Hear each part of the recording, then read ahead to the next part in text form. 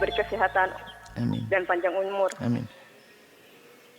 Gini Bu ya, saya punya anak yang usianya sudah mencapai 11 tahun.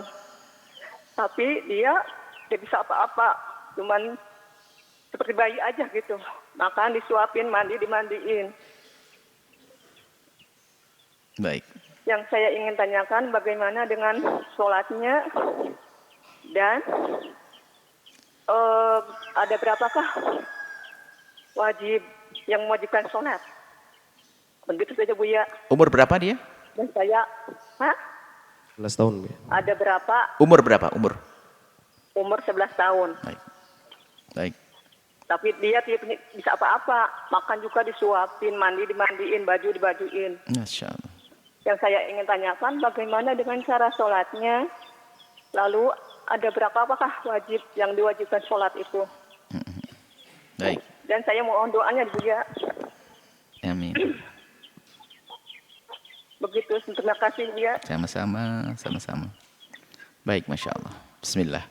Seorang ibu yang diangkat derajatnya oleh Allah dengan diberi putra atau putri yang sampai umur 11 tahun belum bisa ngapa-ngapain.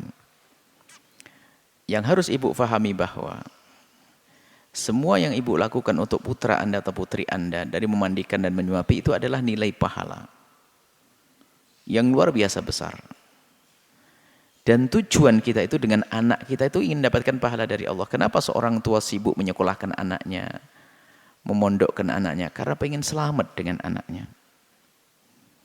Anda tidak usah memondokkan putra Anda atau putri Anda atau anak laki atau perempuan. Tapi dengan Anda melayani putra-putri Anda ini, putri Anda tersebut atau putra Anda mulia sudah.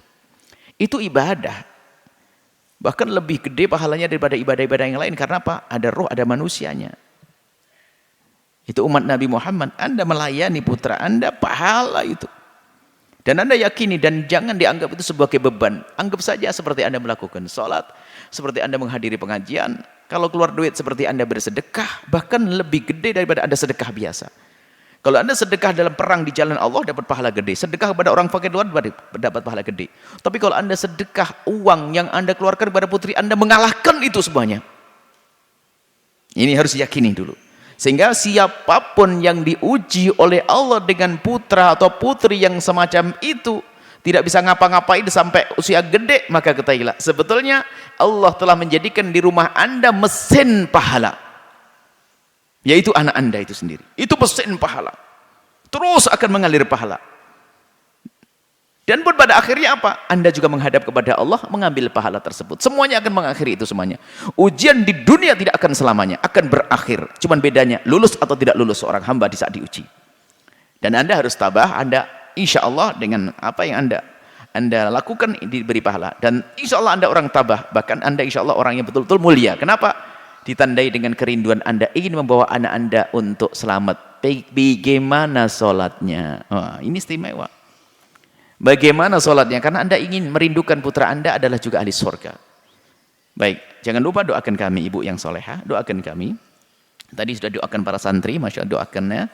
Doanya ibu tadi insya Allah dikabul oleh Allah. Dan jangan lupa terus doakan kami dan keluarga semuanya. Dan juga para santri, para pejuang, doain ibu ya. Ibu diuji dengan anak semacam itu. Bahkan setiap ibu menyuapi putra-putri Anda tadi, Anda suapi, ingat kami dalam doa. Semoga Allah menjaga kami, semoga Allah memberikan segala kebaikan kepada para santri semuanya. Ibu doain. Kemudian selanjutnya masalah sholat. Sholat itu wajib bagi orang yang akalnya ada. Tinggal kita pengen tahu kesadaran akalnya ada atau tidak ibu. Kemudian dia sudah masuk akil balik. Jika laki-laki keluar mani. Kalau belum keluar mani ada akalnya umurnya 15 tahun. Kalau wanita dia adalah keluar darah haid di usia 9 tahun. Jadi kalau dia belum balik ibu.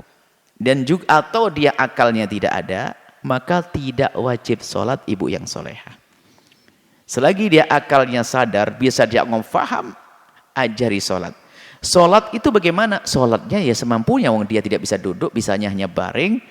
Ajari kalau memang beliaunya itu bisa memahami dengan akalnya ibu, kemudian dia sudah balik. Kalau belum balik, siapkan mulai saat ini. Selagi otaknya, akalnya bisa faham, ibu wajib mengajari semua kewajiban yang bisa dilakukan. Termasuk diantaranya adalah sholat. Nah, bacaan di dalam sholat ibu yang solehah cukup diajari takbir Allahu Akbar. Kemudian diajari surat Al-Fatihah. Kemudian diajari at-tahiyatul mubarakatuh salawatu thayyibatulillah. Kemudian diajari dengan sampai asyhadu Allahumma sholli ala sayyidina Muhammad. Kemudian diajari dengan assalamualaikum. 5 no. Adapun gerakan yang lainnya sujud rukuk enggak ada karena apa? Dianya tidak bisa. Dia sambil baring begitu suruh baca bismillahirrahmanirrahim Allahu akbar kabira walhamdulillah. Kabira pun sunnah. Kalau seandainya mau menghafal silahkan menghafal. Jadi enggak aja. Kemudian sholatnya semampunya ibu. Sholatnya semampunya dia. Adapun bacaan selagi bisa dengan bacaan 5 tadi, 5 hal yang harus dibaca, silahkan. Harus kalau bisa. Catatannya ibu, akalnya ada. Tapi kalau akalnya tidak ada ibu nggak usah bingung. Ajari sholat saja barangkali. Ajari, ibu tugasnya mengajari. Yuk sholat, Allahu Akbar. Semaunya dia suka-suka sholatnya seperti apa. Namanya orang tidak berakal, tidak wajib melakukan apapun. Tidak ada dosa. Bahkan itulah ahli surganya di atas bumi. Kalau pengen tahu ahli surga yang masih ada di dunia, dialah orang-orang yang dari kecil diuji oleh Allah dengan tidak adanya akal. Allah tidak akan menyiksa orang semacam itu.